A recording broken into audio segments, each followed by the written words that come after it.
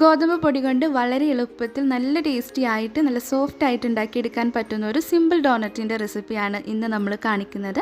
അപ്പോൾ എങ്ങനെയാണ് ഉണ്ടാക്കുന്നതെന്ന് നോക്കാം.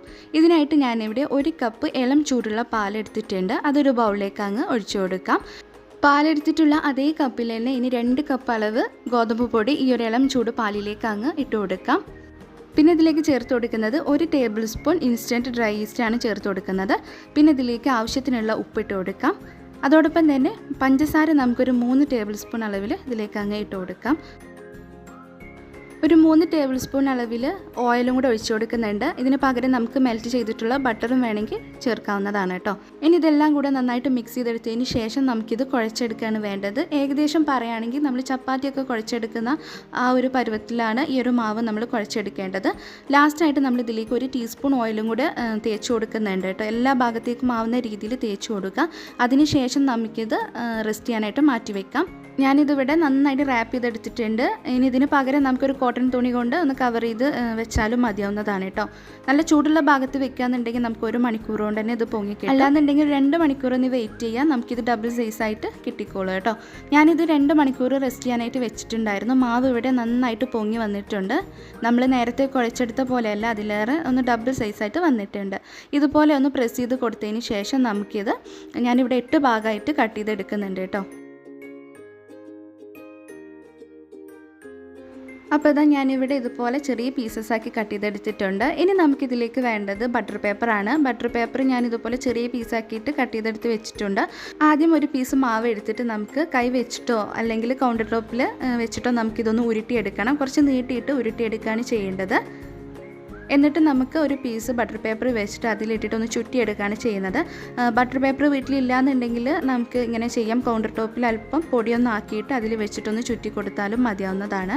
ഇതുപോലെ എല്ലാതും നമുക്ക് ഇങ്ങനെ ചുറ്റിച്ച് കൊടുക്കുകയാണ് വേണ്ടത് കേട്ടോ.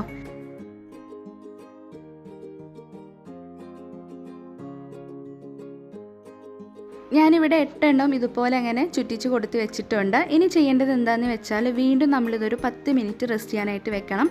അതിനുശേഷമാണ് നമ്മളിത് ഫ്രൈ ചെയ്തെടുക്കുന്നത് കേട്ടോ. അപ്പോൾ അതിനായിട്ട് ഞാനിവിടെ ഒരു കോട്ടൺ തുണി കൊണ്ട് ഇതുപോലെ ഇങ്ങനെ മൂടി വെക്കുന്നുണ്ട്. 10 മിനിറ്റിന് ശേഷം നമുക്കിതൊന്നും കൂടി ഒന്ന് സൈസ് ഒന്ന് വലുതായിട്ടുണ്ടാവും. ഇനി നമുക്കിത് ഫ്രൈ ചെയ്തിട്ട് എടുക്കാം. അപ്പോൾ അതിനായിട്ട് സാധാരണ നമ്മൾ ഡോണറ്റൊക്കെ ഫ്രൈ ചെയ്തെടുക്കുന്നത് എണ്ണ നല്ലപോലെ ചൂടാക്കരുത്. ഏകദേശം ചൂടായി കഴിഞ്ഞാൽ തീ ഒന്ന് കുറച്ച് വെക്കുക. എന്നിട്ട് വേണം ഇത് അതിലേക്ക് ഇട്ടിട്ട് ഫ്രൈ ചെയ്തെടുക്കാൻ. നമ്മൾ എണ്ണ ഇങ്ങനെ തിളക്കുന്ന രീതിയിൽ നല്ല ചൂടായി കഴിഞ്ഞിട്ട് ഇത് അതിലേക്കിട്ട് ഫ്രൈ ചെയ്തെടുക്കുമ്പോൾ ഇതിൻ്റെ പുറം ഭാഗം പെട്ടെന്ന് കരിയാനും അതിൻ്റെ ഉള്ളാണെങ്കിൽ നമുക്ക് വെന്തും കിട്ടില്ല. ആ ഒരു പരുവായിരിക്കും നമുക്ക് കിട്ടുന്നത്. അപ്പോൾ അതിന് വേണ്ടിയിട്ടാണ് എണ്ണ ഏകദേശം ചൂടായി കഴിഞ്ഞാൽ നമുക്കിതിലേക്ക് ആ ഒരു ബട്ടർ പേപ്പർ ഉൾപ്പെടെ അതിലേക്ക് അങ്ങ് ഇട്ട് കൊടുക്കാം. ബട്ടർ പേപ്പർ അതിലേക്ക് ഇട്ട് കൊടുക്കുന്നത് പേടിക്കൊന്നും വേണ്ട കേട്ടോ. നമുക്കൊരു 10 സെക്കൻഡ് കഴിയുമ്പോൾ ഒരു സ്പൂൺ വെച്ചിട്ട് നമുക്കിതിങ്ങനെ ഇളക്കിയെടുക്കാവുന്നതാണ്. പിന്നെ ചൂട് എപ്പോഴും നമ്മൾ ചെറിയ തീയിലിടണം കേട്ടോ. ഹൈ ഫ്ലെയിമിലൊക്കെ ഇട്ട് വെക്കുകയെന്നുണ്ടെങ്കിൽ നമുക്കിത് പെട്ടെന്ന് തന്നെ ഇത് ഞാൻ നേരത്തെ പറഞ്ഞല്ലോ, അങ്ങനെ വെക്കരുത്. ചെറിയ തീയിലിട്ടിട്ട് നമുക്ക് തിരിച്ചും മറിച്ചിട്ട് അങ്ങ് ഫ്രൈ ചെയ്തിട്ട് എടുക്കുകയാണ് വേണ്ടത്.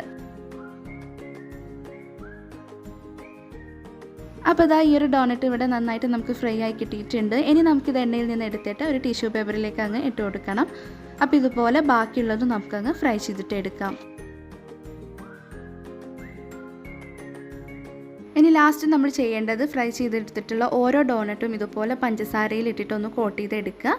ഇങ്ങനെ ചെയ്യുകയാണെങ്കിൽ നല്ല ടേസ്റ്റി ആയിരിക്കും. വളരെ എളുപ്പത്തിൽ നമുക്ക് ഗോതമ്പ് പൊടി വെച്ച് നല്ല സോഫ്റ്റ് ആയിട്ട് ചെയ്യാൻ പറ്റുന്ന, നല്ല ടേസ്റ്റി ആയിട്ട് ചെയ്യാൻ പറ്റുന്ന ഒരു സിമ്പിൾ ഡോണറ്റാണ് കാണിച്ചിരിക്കുന്നത്. അപ്പോൾ ഗോതമ്പ് പൊടിയൊക്കെ നമ്മൾ വീട്ടിലുള്ള കാര്യമാണ്. പിന്നെ വേണ്ടത് ഈസ്റ്റാണ്. ഈസ്റ്റ് ഉണ്ടെങ്കിൽ നിങ്ങളൊന്ന് ട്രൈ ചെയ്ത് നോക്കുക കേട്ടോ. ഈസ്റ്റ് ഇല്ലാതെ ചെയ്യാമെന്ന് പറയുമ്പോൾ ചിലപ്പോൾ ഇത്ര നന്നായി കിട്ടിക്കോണം എന്നില്ല.